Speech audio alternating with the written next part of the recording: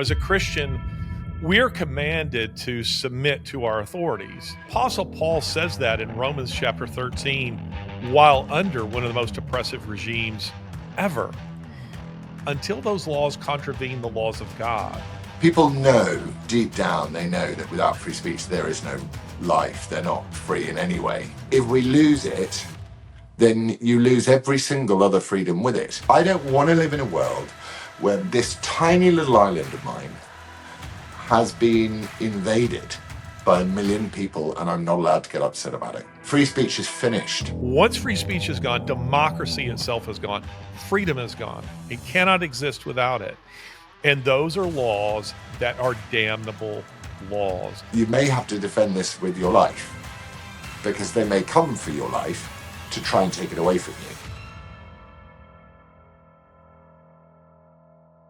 All right, welcome to another episode of WTF, the world of Taunton and Fox. And it's great to see my good friend Laurence Fox, who joins me from not London anymore, but from the beautiful countryside, the English countryside. How are you, my friend? I'm good. I'm as hot as I was when we spoke in Greece, though. So I'm like, and yes, no, I live in England. I don't live in London anymore, which is a relief. London is not remotely a British city. So I went down there yesterday actually to drop my youngest son off, and I couldn't get out fast enough. It is the most, it's the most appalling celebration of sort of nothingness. It's horrible. So, and the more time I spend away from it, the more I loathe it when I go back. So I've got to get that, square that circle, because I do have to go back for work. Describe London for people who haven't been there or haven't been there for many years. What the situation is like these days there. London is like it's strange London because it's like when when you're at the party and you still feel like the party's going on, but it's finished. And everyone else knows it's finished except you. It's a bit like that. The architecture is beautiful. It's stunning, and all of the buildings are beautiful. There's pageantry. There's great stuff there, but actually, it's a complete dump. It's a dump in terms of under every metric. London is much worse than it was even just 5 years ago, and we've had this.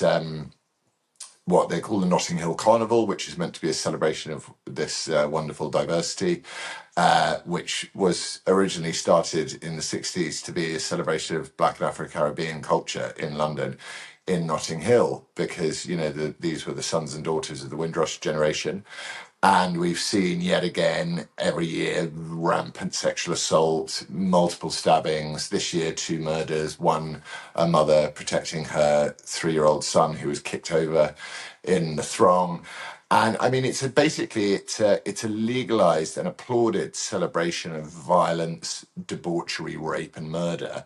But because it's diverse, we all have to clap along and say how wonderful it is. And so the British public's reaction following their very draconian shutdown of the police, but of the protests against, yet another English kid being murdered by one of what we are starting to call our cultural enrichers, was that we struggle to understand why that they clap along to the murder of innocent black kids in London, but innocent white kids dying as the result of diversity stabbings is in some way something to be celebrated. So London is a place that I would say never ever visit unless you are forced to. Yeah, there's something that I call the traveler's fallacy, and it's this idea that you go on vacation to London or Paris, and you stay in the city center, and you stay in a 5-star hotel, and you take a dinner cruise down the Thames or the Seine, and then you come away and say, I'd love to live in London or Paris, when the reality of those cities is much different for those people who actually live there. Yeah, especially the minute you leave the well-trodden tourist route. But that's fine. That's London. We know what leftist cities are like. But you have trodden other routes since we last spoke. Have you not? What have you been I doing? have. I have. Well, I think, as you know, while you were in Greece, I was in South America, Central America, and in Mexico City. And I've been following, I mean, the whole immigration issue, the migrant crisis, or as I call it, in this hemisphere, the Biden massive human trafficking op is a global problem. It's a huge global problem. And on and off for several years, I've been going to South America, just getting a look at on the ground what's actually happening. And that means talking to the migrants themselves, talking to people who are running some of these NGOs, brushing up against the cartels, seeing what's actually happening. Because I decided, Laurence, that at least here, I'm sure you're very familiar with some of the conversation about our southern border, about what is and isn't happening on the southern border. But it seemed to me, beginning in 2019, that no one was asking the question, what's happening on the other side of the border that is driving these people northward? Why is this happening? And the answer to the question, according to CNN, was, can you guess? Can you guess what they said the problem was? That people were fleeing their homes? Were they Global free? warming, climate Oh, yes. change. Yeah, but there's a UN report into this, isn't there? So that they're saying that the move away from the word illegal migrant towards what we use in the UK now, towards irregular migrant, which they're then going to move towards climate migrant. Yeah, And there we go. it's like the left and language again. I mean, just ooh, it's just too much with what they do. So you were, yeah, I heard that Kamala Harris was, or Kamala, or however you're meant to say her name. She can't even get Dana Bash's name or Dina Bash or whatever her name is, her name, right? So, um, her thing was she was all about causation, root causes. She said that's while she shifts her entire political position from open borders to I'm tough on the causes of illegal immigration and allowing an invasion of people that will vote Democrat because they get everything free. She has said that she's now tough on the border, which is interesting, seeing as you've had over 10 million people in just this short period since Biden has been wandering I around think it's trying to more find the like toilet. 20. I think Really? it's more like 20 million. Yes. And if you had been with me, you would have been astonished by the things that I'm seeing. So it's, it's interesting because what is really happening, our migrant situation is very different from yours. Yours are largely Muslims. Muslims are being flown into this country, but not nearly in the numbers of what we're seeing coming from Central and South America. So they're mostly coming from largely Catholic backgrounds, stronger families, a better work ethic, and they're fleeing socialism. A lot of what we're seeing are people who are fleeing, let's say, Venezuela, and the Venezuelans don't have a particularly good reputation. That certainly hasn't been aided by the fact of what's taking place in both Chicago and in Denver, Colorado. Have you seen this, where they're taking over apartment complexes and charging people? Yeah. It's Yeah, it's so gonna fortunately it's gonna be quite tricky to blame that one on white supremacy, which is good. yeah, I agree with that, and yet some of these are people that you feel very sympathetic with. They're going through the Darien Gap, which is, for those people who don't know, Darien sits like a cork on top of South America, and there's this idea that people have that, oh, you could drive the Pan American Highway that goes from Anchorage, Alaska, all the way to the tip of South America. Well, that actually isn't true. There are no roads that go through the Darien Gap, and Darien's is arguably the most dangerous jungle in the world that sits between Colombia and Panama. And the Panamanians have had no desire to see any kind of road through there because they don't want Colombians coming into their country, and they know that it will facilitate drug trafficking and everything else. So if you were going to take that highway, you'd have to plan to take a ferry around the Darien Gap. Well, these people are walking through it, and you will see a mother carrying a baby and wearing flip flops and carrying a bottle of water, going into there. And it's a kind of Hotel California, Laza. A lot of these people go in and they're never seen or heard from again because you have cartels in there, you have militias in there, you have indigenous peoples in there, and then you add to that the guides, as they call them, who are leading these people. They're essentially cartel members who are paid to do it. They're pushing these people to walk 10, 12, 14 hours a day, and they're just not physically up to it. And these people are drinking a lot of Red Bulls and this kind of stuff in order to keep going. You have cardiac arrest. To talk to one woman who said that she was raped multiple times. Another group of people who said a member of their party was attacked and eaten by a jaguar. I mean, this is the kind of stuff that's happening there. And it's all being caused by the Biden administration that has essentially sent the global message that America is your magic kingdom, the piñata. I mean, in California, they're talking about giving illegals. And by the way, the term illegal fits because they're illegal in every country they pass through. So it's not just in the United States. A Venezuelan is illegal in Colombia. He's illegal in Panama. He's an illegal in Guatemala and Costa Rica and Mexico, right up to the U.S. border. But in California, they're now sending the message, hey, we'll give you $150,000 for housing. Yeah, but I mean, Newsom is a complete moron. But he will never. There's no way you can give. California's got its problems with the whole idea that a non-slave state wants non-slave owners to pay non-descendants of non-slaves money anyway. But the $125,000 thing is ridiculous because I mean this is why socialism is stupid and why you should teach socialism to children. Because the whole Kamala Harris thing, or Kamala Harris, or whatever she calls herself, that sub 80 IQ woman calls herself, this week is like, you don't. She makes AOC look like an intellectual. She really does make AOC look like an intellectual. And, this whole idea of going, I'm going to give £25,000 for people to start in the housing market. I'm like, if I was a private seller, I'd be, clapping my hands. I mean, I wouldn't really because of the inflation. But you don't just give someone £125,000 to buy a house because you immediately put £125,000 on the price of every house. So, and you can teach a child that in entry level maths.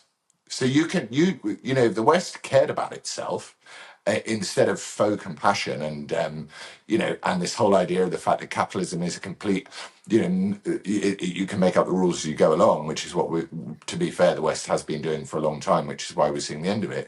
That it makes absolutely no sense to what she's saying to the future of any hardworking American, and we're getting it here as well. We're being told the same sort of thing. But I wonder why they don't teach kids in school this. They go, money has a value, and if you create twice as much money, it's worth half as much.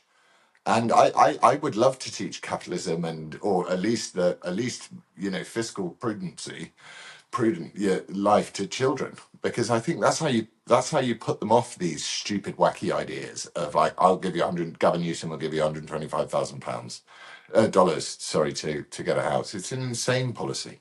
The man is insane and ideologically skewed. What is happening to free speech in London? He's gone. In Britain in general, but it's finished. We had no protections of free speech anyway. We have, I think I've told you before, we have the European Convention of Human Rights. So you have the right to free speech in Article 10.1. But in Article 10.2, it says, yeah, but if it upsets people, then you don't have the right to free speech. So we do not have the First Amendment. The First Amendment is being tested heavily in America at the moment, as you can see. No, you don't have free speech now unless you choose to use it, and you then use it under the, strictures that you might be arrested and jailed for doing so. But, people know deep down, they know that without free speech, there is no life. They're not free in any way. You're not free in any way without the right to an opinion. So it's dead. I just spoke to a friend of mine yesterday who was arrested and put in a police cell, a woman in her middle age. She was put in a police cell for tweeting, "If this is true, then we should all be very worried," about the name of the alleged attacker of these young girls in Southport. And she was locked up. They took her phone. They've taken her. Her bail conditions are she's not allowed to express herself in any way whatsoever. Free speech is finished here, and no one seems to care, which I find, worrying, because they will care. But it may just be that like in all of these sort of weird times when socialism becomes fashionable, people just realize too late, and then it's everywhere, and it's like trying to stamp out a wildfire. It's really difficult. But yeah, no, it doesn't exist here. You've seen Durov in France. You've seen Kamala, whatever her name is, trying to say that if she gets elected, she's going to shut down X in America.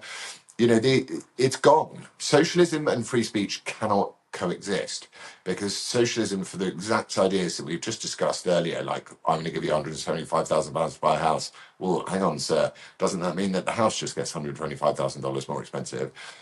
The only way it can be implemented is via censorship, and the Democrats and the British government, everyone's very, very happy with censorship. They love it. They're really, really pleased, and I would be pleased too if I was in charge. I'd love to shut everybody up I didn't agree with, but I'm afraid that's not how liberal democracy works.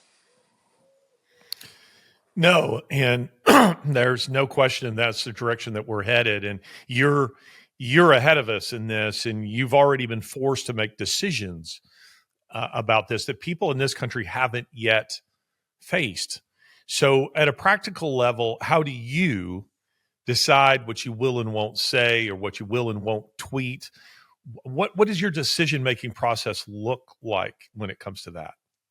Well, first of all, it's worth remembering that America doesn't have a clue about how bad some of the problems are in England. Like they know, the people that understand Europe and England know that it's bad, but because of how much the First Amendment affords you, you just don't know. But second of all, when I choose to tweet, I apply the old laws. I don't apply the new ones. I don't apply, these very hastily assembled hate speech sort of exemptions and extensions to laws that people constantly try and test me. I'm going down to a police station next week to go and deal with someone else who thinks that, I'm not allowed to have an opinion. But what I do is I apply the old laws. So I go, is that incitement? Am I inciting anything? And I think that's probably a good question to ask yourself anyway.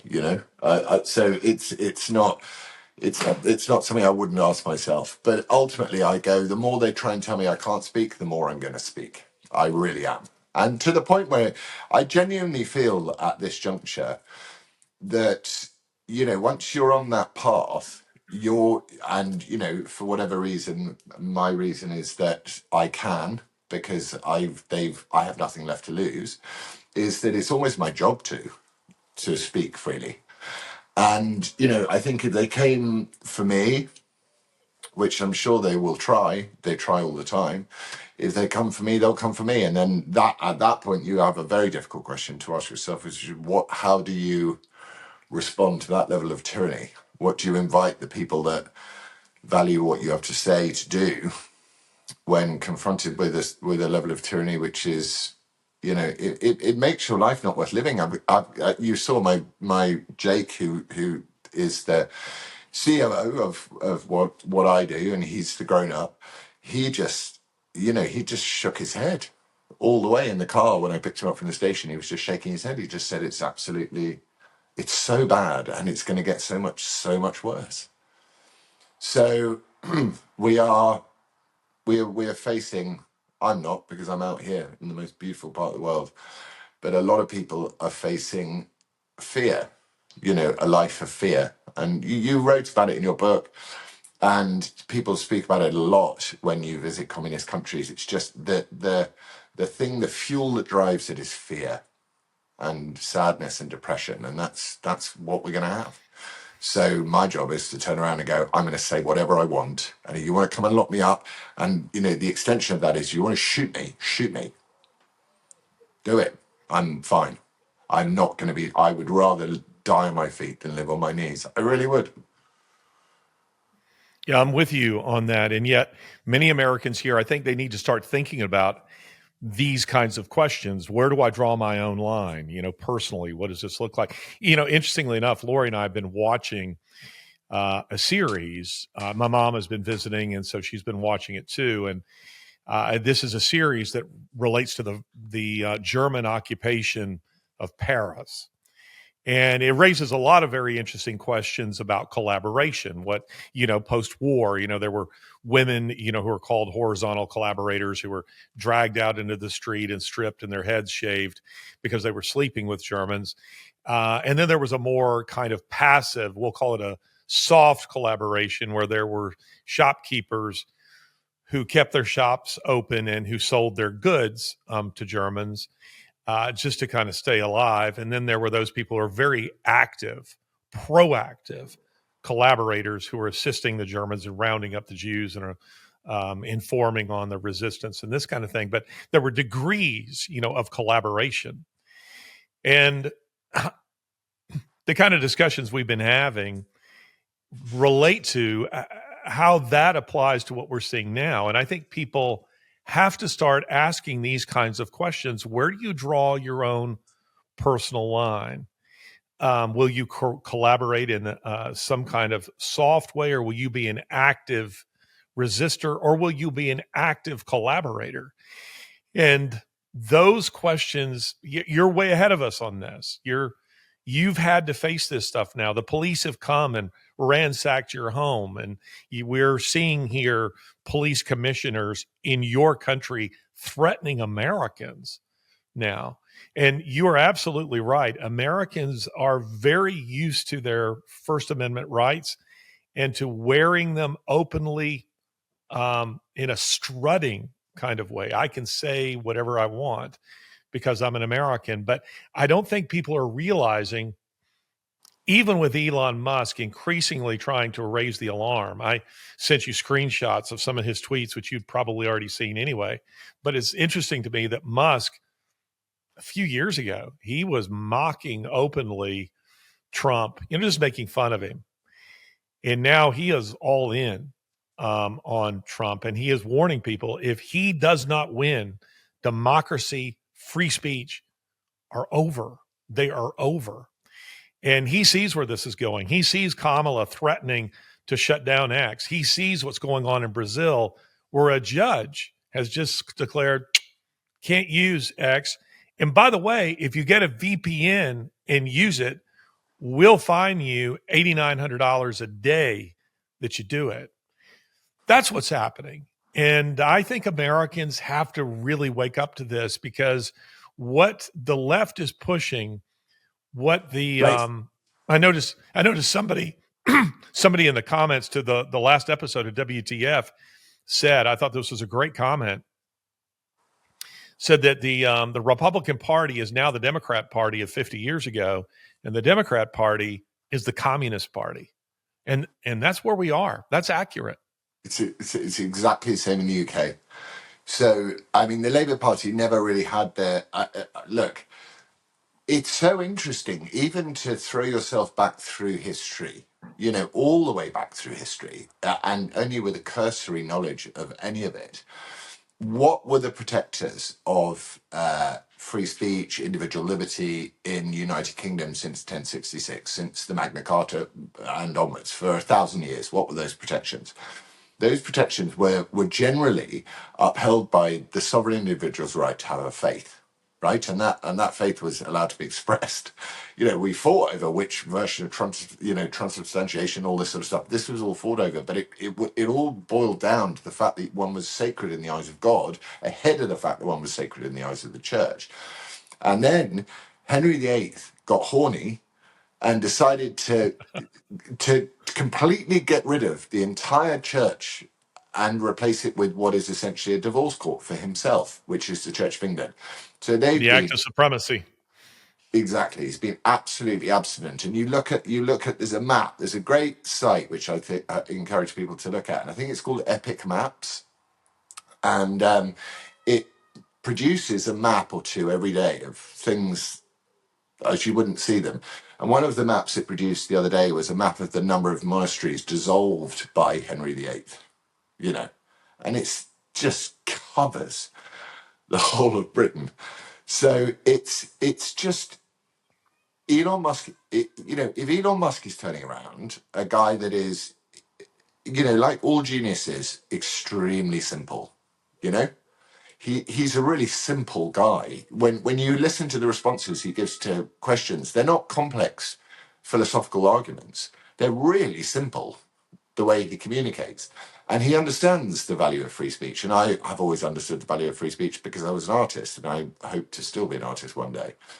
But if we lose it, then you lose every single other freedom with it, which is why the First Amendment was backed up with the Second Amendment, which is that you may have to defend this with your life because they may come for your life to try and take it away from you.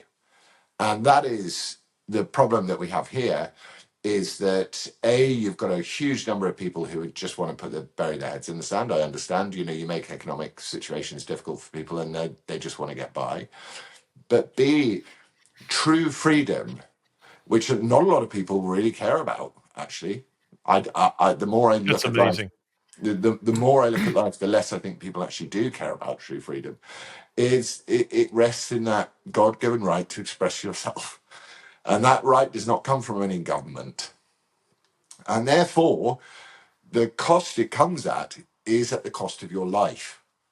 And that's the thing that people need to slightly get their head around, because there are a large number of people there. Whenever you poll any population, there are 20% of the people who are very, very pro free speech, and there are 20% of people who are very, very anti free speech, and the rest are in the middle.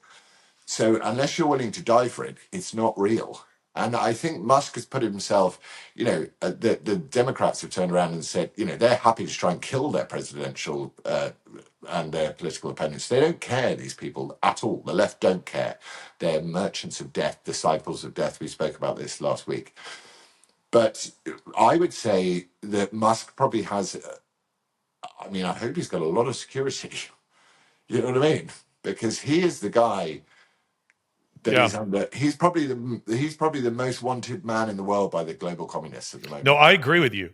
I actually think, and have said this, that he is someone every bit as much as Trump that they would want to assassinate. Yeah.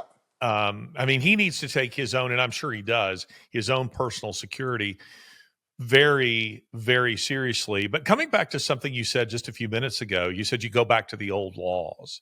That resonates with me because I go back to the old laws. And those are the God-given laws. Those are the ones that are, you know, um, distilled in our Declaration of Independence. We hold these truths to be self-evident, that all men are created equal and endowed by their Creator with certain unalienable rights. And among these are life, liberty, and the pursuit of happiness. I think in deciding where to draw my own personal line as it relates to this, those are the laws that I go to. I don't recognize the laws of the land that are damnable laws, that are laws that contravene the laws of God. As a Christian, we're commanded to submit to our authorities right up until, the Apostle Paul says that in Romans chapter 13, while under one of the most oppressive regimes ever. But he also points out, and it's very important for us to understand this, until those laws contravene the laws of God.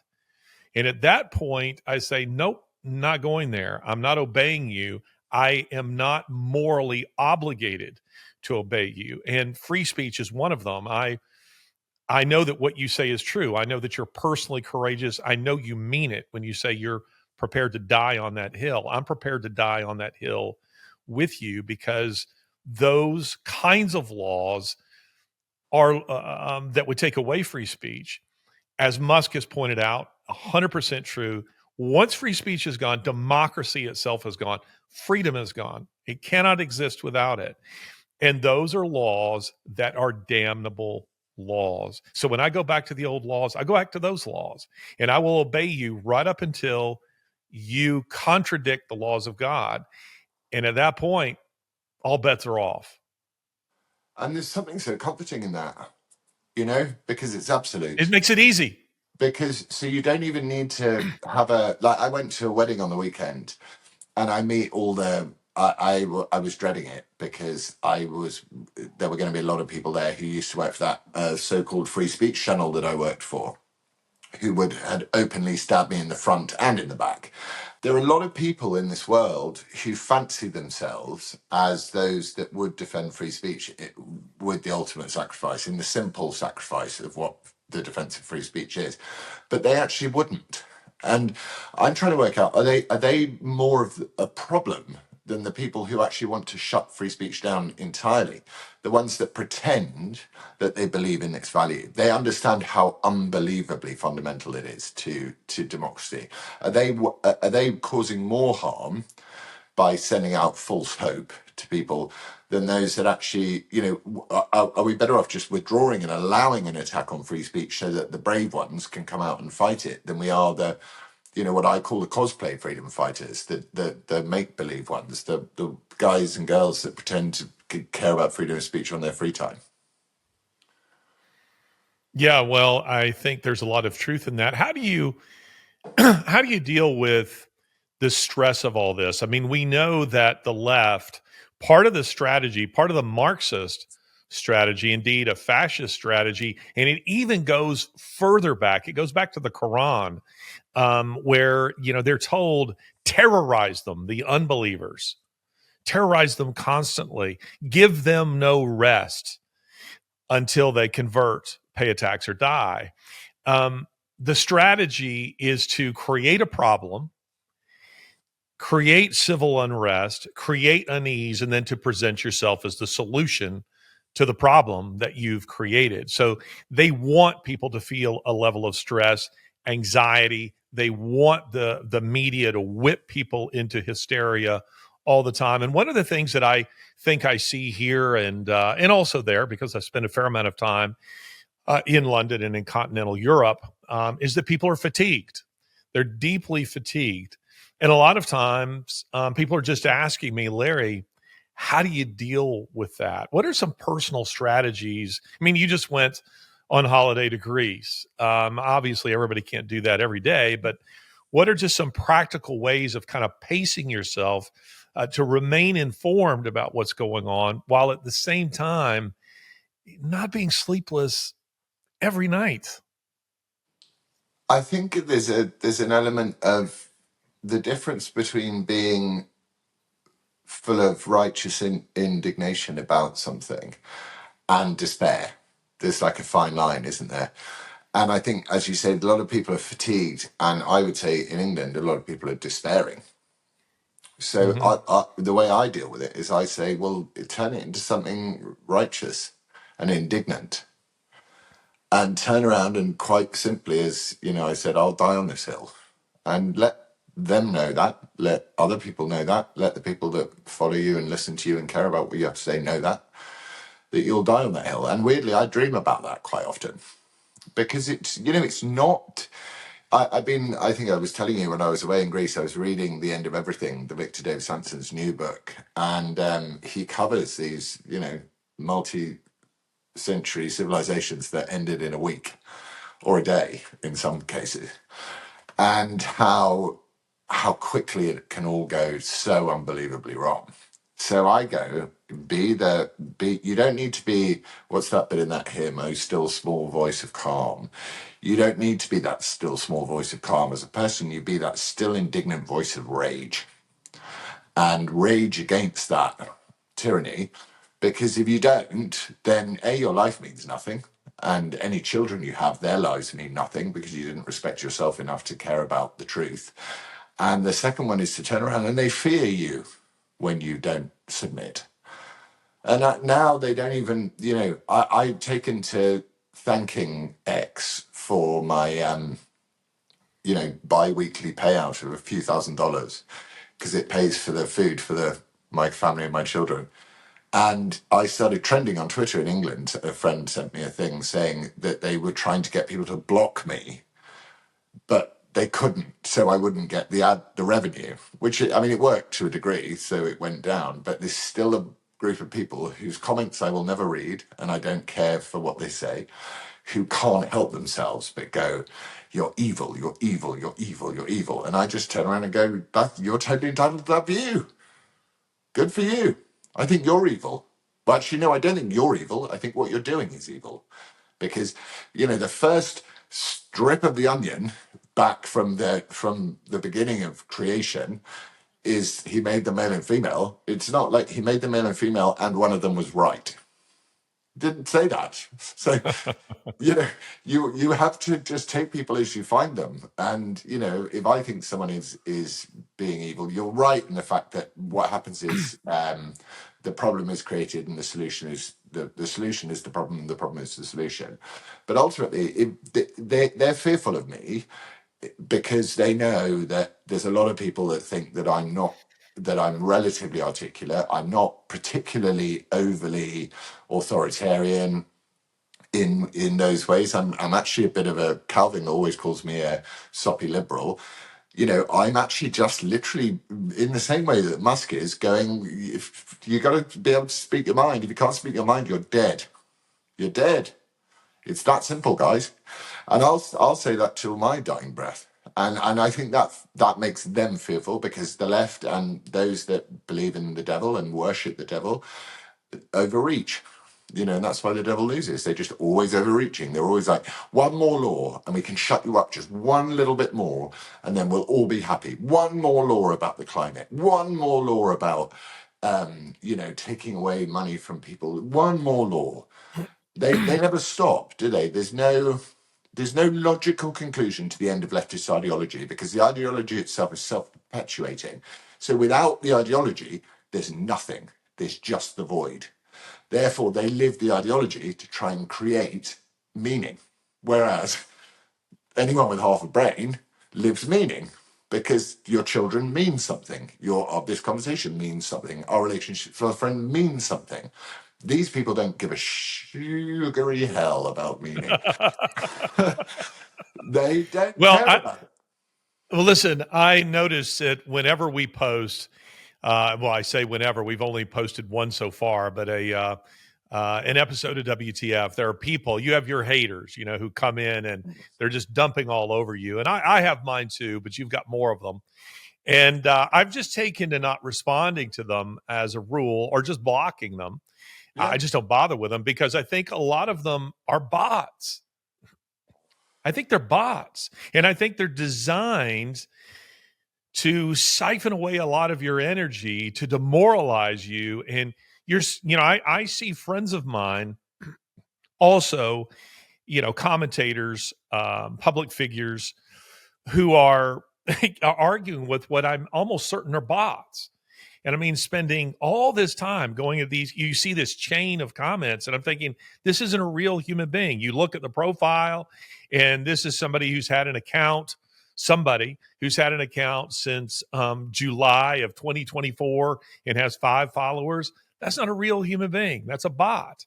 And the bots are getting more sophisticated all the time. So for the most part, I just don't bother with them. Yeah. I mean, it's one of my, you say what is a coping strategy for the way things are. One of them is the knowledge that I have that they don't have, that they can write essays about me and how evil I am, and I will never read it unless someone I know and follow engages with them. And if someone I know or follow engages with them, then it'll appear on my timeline and I will read it. But I'll do posts with 20,000 comments, and I don't read any of them, which is a shame because Elon, one of the things he could do with the algorithm is tune the algorithm to the fact that about the people you engaged with. I think they are doing this a bit. is to engage the algorithm with the people that you engage with. So that if you say something like, I don't know, Islam is a death cult, that Which it you've got, is. yeah, which it is. We got to say it every episode. Sorry, chaps. That, you know, the top of your comment section should be people you've engaged with before, people you follow, you know, all of that stuff. And I think it is starting to be a bit more like that. And then when you go down, I mean, I tend not to.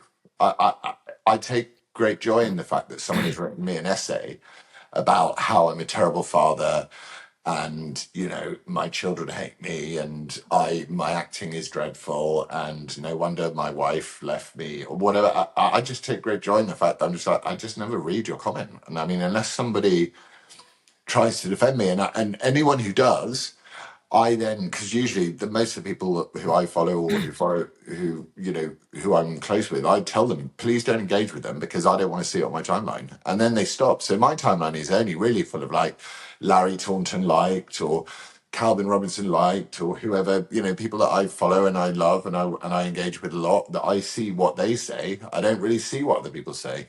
And I don't want to, actually, because they, you know, this other thing that the left do is they make things before they tell you things are illegal, they make them unfashionable. So they turn around and they talk about things like, oh, it's an echo chamber. It's an echo chamber, Twitter. I'm like, yeah, it is. For you, not for me. I will talk to any of you guys. I'm going to speak. I'm having a thing tomorrow night with a man who I perceive to be an ethno-nationalist, racist, white supremacist. And I'm going to have a conversation with him tomorrow night on this platform, or not on this platform, but on X, because I want to, because I'm interested. And people will turn around and go, you know, you mustn't speak to him. And the number of people that have called me today have said you mustn't speak to him. He's a sort of English Nick Fuentes type. And people said you mustn't speak to him. And I said, no, I'm really, really happy to disabuse him of the rubbish that goes on in his head. Doesn't bother me at all. I'm like really happy to do that, and I'm happy to do it in public as well. Whereas the left will never do that. They just won't do that because their ideas are stupid, and we all know their ideas are stupid, and that's why they have a stupid person who fronts their stupid ideas. Because none of the people that are behind the Harris Waltz ticket have the balls to stand up and seek election themselves.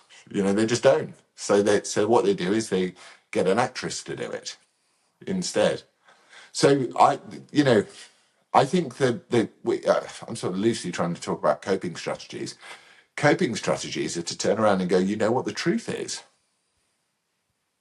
But you know, you do have to take the occasional trip to Greece. You do have to Yeah. occasionally get off one of these things and get away from social media. Something I did after I came back from South America earlier this year when I was there in March. I came back, you know, I was quite depressed actually because so much of the evil that I had seen. I mean, NGOs, the United Nations, illegal flights coming into the United States.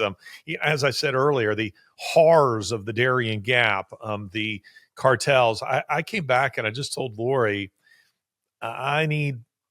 I don't feel like my mind is in a good place. I'm having nightmares. I just feel such negativity. I've got to get off of social media for a while. I need the fresh air. I need to go sit on the dock. I need to enjoy the dog. I need to go for a bike ride.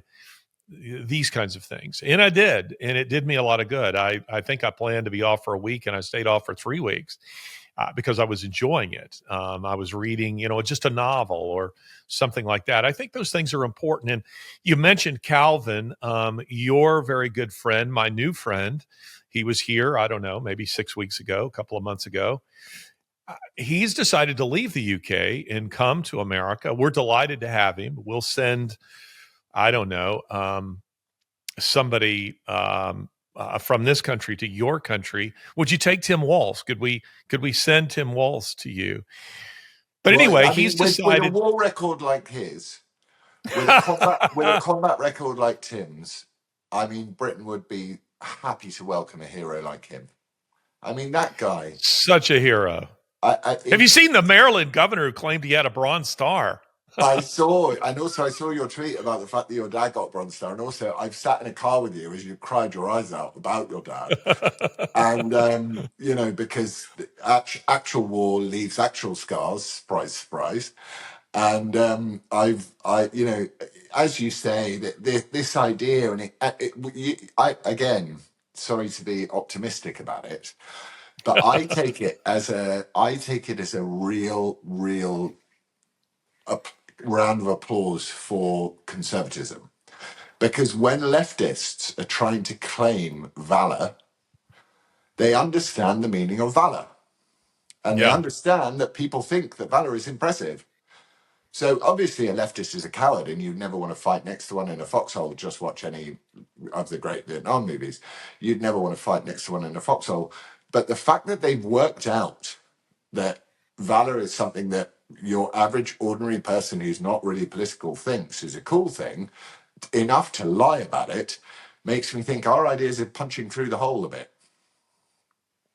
Yeah. Well, this has been something I've reflected on quite a lot as it relates to valor because, as you mentioned, my own father had a Bronze Star, Purple Heart, numerous decorations. He was the first a part of the first class of airborne rangers. And let me say something about that I think is very interesting.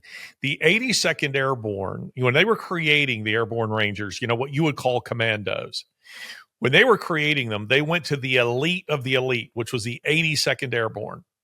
And they said, the 82nd Airborne is the elite of the Army. Now we're going to take the elite of the 82nd Airborne. And they said, who wants to be a part of this new unit that we're calling Airborne Rangers? Where a lot of these guys said, hey, I'll volunteer. And they chose only a small number of them who then went through the training and then were deployed and saw an awful lot of combat. Now, I grew up in the company of those kinds of men. I was born at Fort Benning and I lived at Fort Campbell and Fort Lewis and Fort Gordon. That was my life. And I was just the way you are. You grew up in the acting profession from the time you were a child. You were not only just seeing your dad do it, but you were listening to and meeting all kinds of interesting people. You grew up in that industry. Well, in a similar way, I was hearing all the war stories and the bravado and so forth. And let me tell you something about those kinds of men. They have healthy egos. These are men who carry themselves with a swagger. So it's not for lack of pride that they don't brag on their medals. This is the point I'm trying to make here is my father was a very proud man, but I never heard him or any of his fellow soldiers bragging about earning medals. They did not want to talk about them. They were not interested in them. So much so, I was just rehashing this with my mom a couple of days ago over coffee. My father's own medals when I was a kid, and you're playing in the neighborhood, you're playing Army, I would pin them to my T-shirts. He couldn't care less if I had lost them in the forest or if they got dirty or whatever happened. He did not care. He was not interested. That was not a matter of pride for him. And so it stands out all the more for me when I see a Tim Walz talking about inventing memories of being in Afghanistan when it didn't happen. And when you have the mayor, I believe it's the governor of Maryland, claiming he had earned a Bronze Star. Now, we both know that men, it is the nature of men to exaggerate their own accomplishments. It is We or do it it. isn't. It is in the nature of men. Yeah. Yes, that's right. It Yeah. is in the nature of men to impress other men. I was a terrific athlete when I was in high school, or to impress a girl. That's tolerable. It's understandable. But there's something pathological when you are saying that you earned commendations you absolutely did not earn. And then instead of saying, I lied about that, you said, I misspoke, or it was an honest mistake. Those aren't honest mistakes. That's astonishing hubris. And It's it is re- the sense that it's the sense I think that Democrats, people on the left, both in your country and my country, have that they can say anything they want because the media will run, interference for them. I think there's two really interesting parts to this. The first part is your dad, and the fact that he didn't care that you lost his medals in the forest, and he didn't care about them particularly. So that would say to me, as you already posited, that these are men of not small ego. They were men that prided themselves on being really good at what they did. But it would say to me that what they actually did, they weren't particularly proud of necessarily. They may have been proud of the mission, but I probably would have imagined what involved completing the mission, they weren't proud of, probably haunted them for the rest of their lives. I'm guessing. I don't know. I have friends who are soldiers and former soldiers, and I know that they do not like talking about it. So there's that side of it. Then you've got the other side of it, which is this idea that Tim Waltz, in order to feel validated in some way, has and manly in some way, has to lie about the most foundational thing about about the basest thing a male will ever do on this planet, which is to take another man's life in honor. Which is, let's face it, this is one of the problems with the modern world today now. The whole problem that America's having with the conversation it's having with itself is like, well, we stole the land off the Chickasaw or the whoever. It's like, well, they stole it off each other too, so deal with it. The idea that men kill men in honor, it happens, it does. And it's not pretty, and it usually will, if not destroy the person that's done the killing as well as being killed. It's not something we take pride in.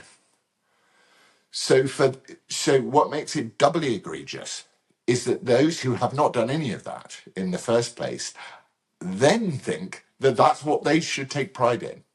And it makes me go, I have no root of conversation with you.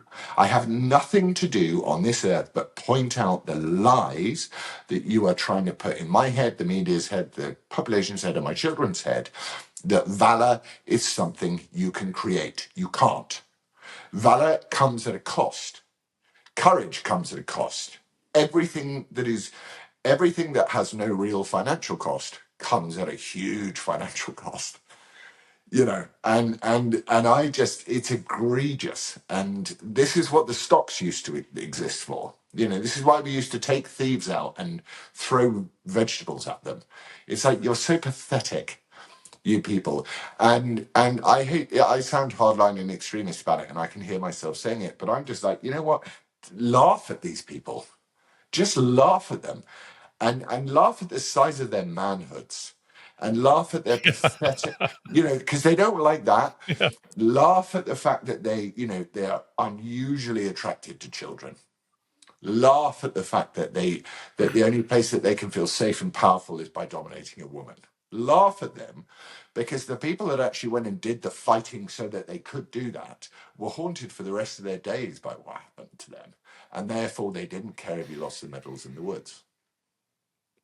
Yeah, and I also think there's this. My own father would say, regarding his Purple Heart, when I asked him, how he received it, he said, "Son, any damn fool can get a Purple Heart." He said, "You only need to be wounded." And regarding any other commendation, I heard him say many times, "I've seen a lot of men do things that were worthy of medals of honor, but it just depends on who sees it. It requires someone to see it and to recommend them for that. And there is a certain type of soldier who seeks glory, who seeks medals, who seeks commendations. For the most part, they don't. And I think there's a kind of guilt. It was Napoleon who said that men will fight for bits of ribbon. I think the really good soldiers don't fight for bits of ribbon. I think that they fight for each other. And those who receive commendations, there's often a sense of guilt that's associated with that, because they think to themselves, yes, but he deserves one, and he deserves it, and he deserves it, and I couldn't have done it without him. I mean, there's those kinds of things that kind of go along with it that are problematic. So again, I found myself in discussion with my mom saying, we both know that my dad was a man of substantial ego and pride. He carried himself with swagger, but when it came to these kinds of things, he spoke of the unit. He spoke of the company. He spoke of what they did. And he would say to me that the thing he was most proud of was that they never left a man behind. He said that repeatedly. He said, we never left a man behind. And dead or alive, we never left a body. We carried every single person out. And that for him was the sort of thing that made him misty-eyed with the memory and pride of that. And so knowing that and having grown up in that kind of context and listening, I think of myself as a veteran of veteran stories. I've just heard them so many times, and the way they Well, talk and the way they you talk should about each post other, it. that's not the way these guys talk. You should post the link in the notes to this. You should post the link to that article of the. Sorry, I just kicked the cable. That post the link to the article that you wrote about that get together, because it's a very moving article, and I think that the thing They is didn't that do it for medals. they they That's the name of it. they didn't do it for medals, and the sad part of this is, you were saying to me in text before we started the conversation today that we should talk about something personal. The sad part of this is that it's going to take that to happen again before things change, You because said that last time. people have forgotten. They've Yeah, forgotten. I've thought about your comment in the last discussion where you said something to that effect, that you felt like every generation almost has to face their own literal battles, bloodletting, before they understand the cost of their own freedom. Pericles in the funeral oration, the very famed history of the Peloponnesian War by Thucydides, he said this. He said, happiness depends on freedom, and freedom depends on courage. Happiness depends on freedom, and freedom depends on courage. Would you agree with me in saying that there is a lack of masculine courage in the Western world today? Yes, I would say that. No, I'd say there's an abundance of it, but it's demonized and called toxic. And in the same way, I'd say there's an abundance of feminine, you know, heroic feminist, not feminist, it's not the right word. I mean, it should be the word, but it's not. But there's an abundance Feminine. of feminine mothers who raise kids and who still manage to, succeed in the parts of their lives where they wanted to succeed in. And but it's the fact that it's looked down upon like worse than.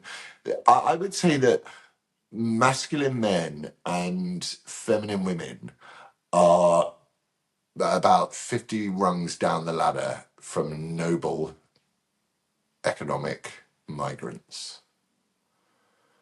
And it's like, I don't want to live in that world. I don't want to live in a world where this tiny little island of mine has been invaded by a million people, and I'm not allowed to get upset about it. I'm not allowed to say that, what, climate change isn't going to kill your children. You have babies, have an identity. I just love it. I love it in my kids. The minute my child shows me a piece of identity, I grab it. I grab it and I run with it. And so, it can be anything, but it's about engagement and the family. And we've spoken about this before, but it's just like, if we don't have that, then loads of people are going to have to die until they can miss someone, until someone dies who they're going to miss, And that's what war is. It's about the, like Napoleon also said, your quote earlier about men will die for ribbons. He also said that he'd rather have a lucky general than a good one. And, that goes to show just how mad the what we're playing with is. We're in a hay barn with matches and children, and it's terrifying to me. So in situations like that, I suppose what I'm trying to say is, if there was a child running around in a hay barn with a lit match, you'd hope that a mother or a father would take them, get them out of the barn, make sure they cause no fire, and then give them a hiding without being told you're going to give that child trauma for life. You know, it's like it's suicidal in the way that Gadsad calls it, suicidal empathy. It's like you cannot. There has to come a point where you stop feeling sorry for everybody all the time, and you start going, because this allows true forgiveness. You know, it's a great thing that we spoke about God when we were together. Was you don't need to come to God when you're better. Come when you're not well. That's when you should come. And we are all not well. So, you know, people should start coming and listening and at least trying to listen. Someone should. Yeah, well, what's that? That I bought a chicken house because I am going to the dogs, one of which was your dog, which is too expensive to fly over to America. My ridiculous. I mean, can you imagine? It was like we could have. You could have bought the world's most expensive pedigree dog just to fly your dog over there. Anyway, I'm building a chicken house. This is good because it's levity, because I was getting upset then. There's a bit in my garden which is for the dogs when I'm not walking them down the sea, which is just over there. And I'm buying chickens because chickens make the land so much better. So they scuff it up, and then you move, and it's on wheels, and then you move it along a couple of meters, and then the grass starts to sprout up again. And I don't want this like sort of dog ghetto outside the house. So Jake just walked past and held up this thing going, where does that go? And I was like, I don't know. We had some chickens, and birds of prey picked them off one by one. Huge hawks were feasting on them, and you'd find a cloud of feathers. When am I coming to see? So we I think, and this will be the first October. Yeah, but I think I'm saying this now. I think on the 26th of October, we are going to hold this next rally. Okay. In the UK. And we're just trying to organise it now. So, and on the 29th... So then early October. Well, but we got the election coming out after that.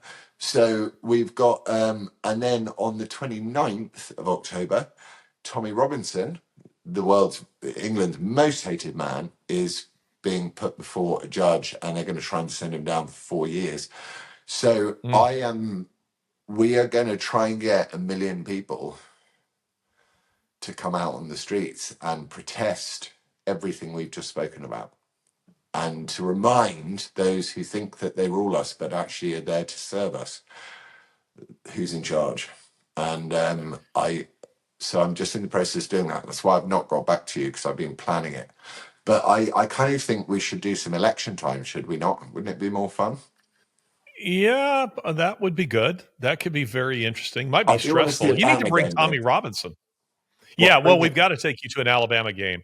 Yeah. People are listening to this who know college football in this country will be smiling at the thought of taking you to that, because it is a cultural event like nothing you will have ever experienced in this country. And I mean, it's not just a game. My mother, who is a Canadian and who could care less about football, as you could probably imagine, having met her, she finds it fascinating, just absolutely fascinating. And I think that you and Lizzie, you'll both really, really enjoy that a lot.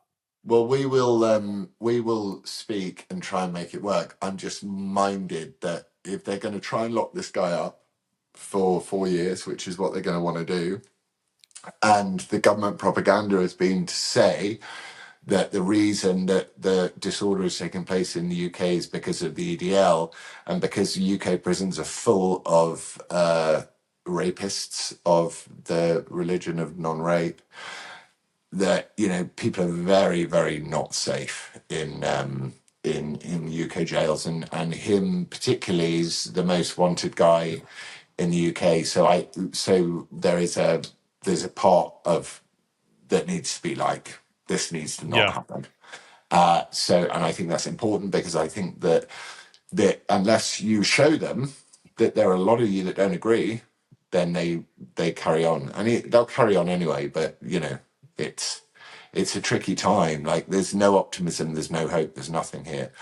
I hope that there is fight, and I will it on as much as I can in a righteous way, not in a needless way.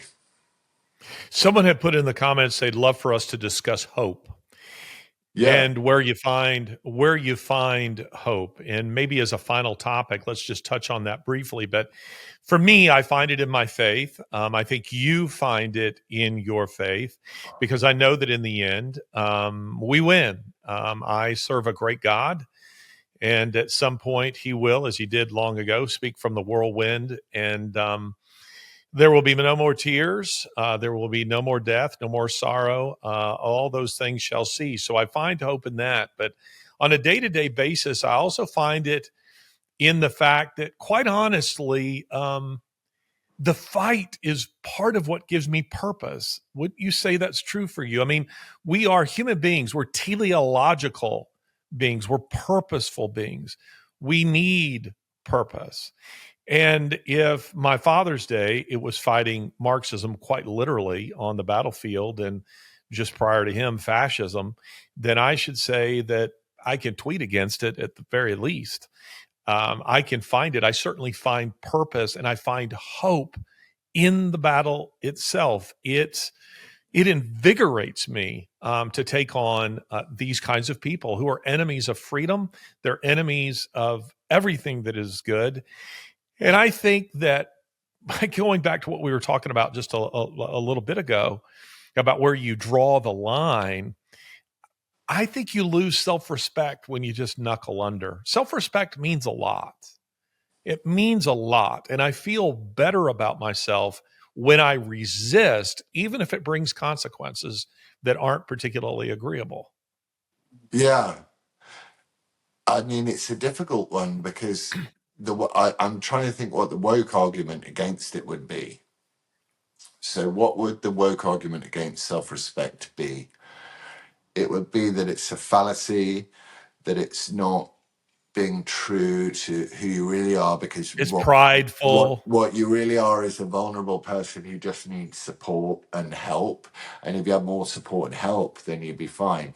But at the end of the day, the reason why the woke argument doesn't work is because life ain't fair, right? It's not fair. Yep. It isn't fair.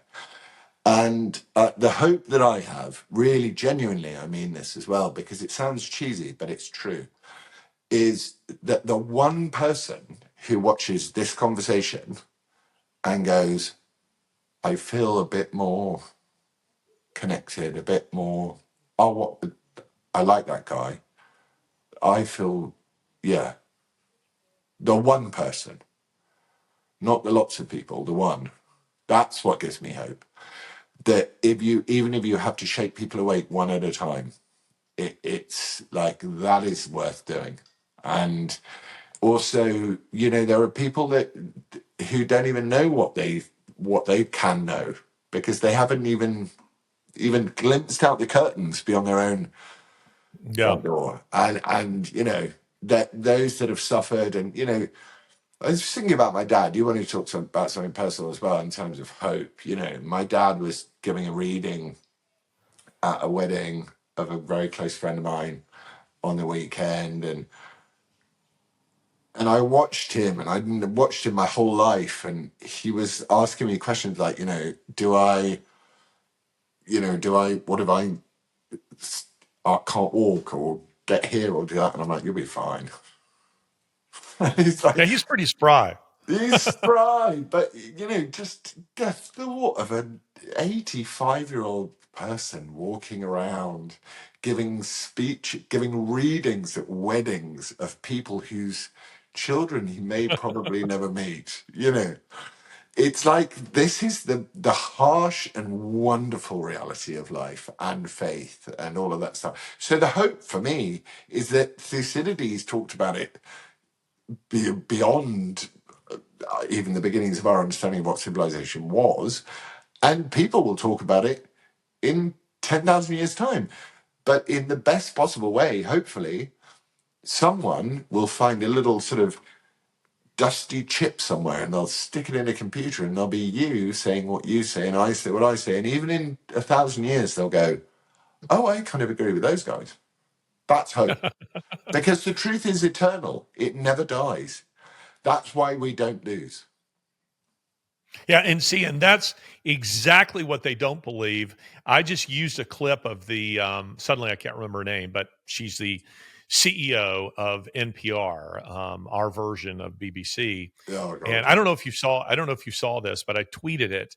It is her giving a TED talk where she says that truth, our reverence for truth, gets in the way of us finding consensus and getting things done. Consensus is a buzzword, a Marxist buzzword for the opposite of truth.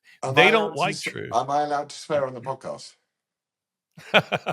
Go ahead. Just don't use the Lord's name in vain. Fuck her. Fuck that evil little Marxist bitch. Sorry. Now listen, I've got to go and walk the dogs because I've got Jake over. But I love you, and let's start next week on hope again, and let's apply it to a particular topic. So let's do it. But before we go, we can't end with that. Okay. You were playing before we started just a little composition for me. Play just a little bit more for the audience, and then we'll end on that. We will fade out on that. Yeah. I don't know if this is original music by Laurence Fox. But that key doesn't work. What? Oh, okay, that key does work. It's called The Brave, and the words are, would you rather be a coward than a slave and eat the morsels, left to feast upon the morsels from another's plate? Perfect. The wise man walks the walk. He doesn't talk away because he's not terrified that one day he'll face the wrath of the crocodile's gaze.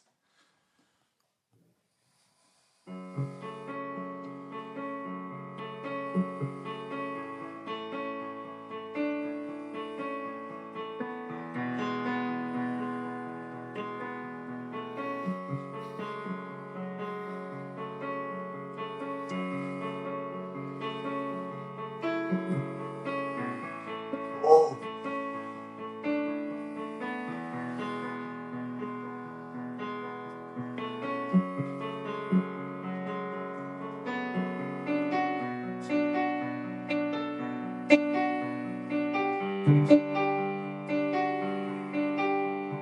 Just goes on like that. It's beautiful. Thanks. It's beautiful. Take us out with that. What, my love? I said, take us out with that. Oh, I can't remember. I can play it on the computer. Hang on. No, it's perfect. Thank you for playing it. It's been great to see you, my friend. I love you. Love to Lizzie. Take care. See you next week.